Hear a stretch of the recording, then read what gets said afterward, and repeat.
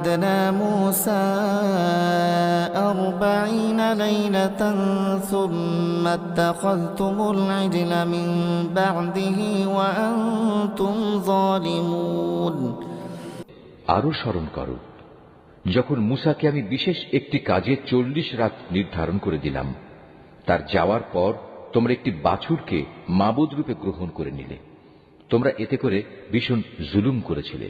ثم عفونا عنكم من بعد ذلك لعلكم تشكرون অতঃপর এ অপরাধ সত্ত্বেও আমি পুনরায় তোমাদের ক্ষমা করে দিয়েছি এই আশায় যে তোমরা আমার কৃতজ্ঞতা আদায় করবে।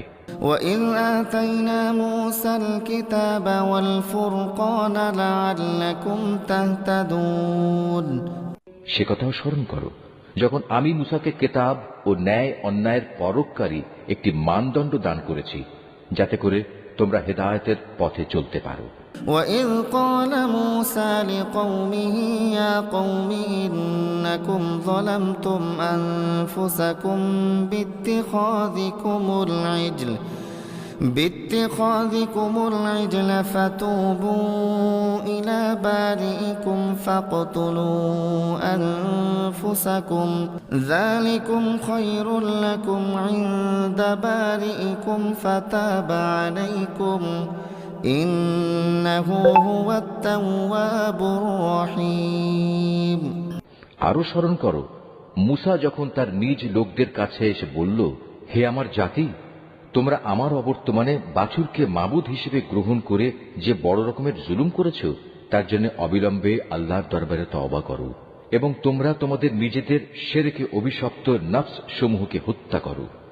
এর মাঝেই আল্লাহর কাছে তোমাদের জন্য কল্যাণ রয়েছে। অতঃপর আল্লাহ তাআলা তোমাদের উপর ক্ষমা পরবশ হবেন, কারণ তিনি বড়ই ক্ষমাশীল ও অনুগ্রহকারী। وَإِذْ قُلْتُمْ يَا مُوسَى لَن نُّؤْمِنَ لَكَ حَتَّى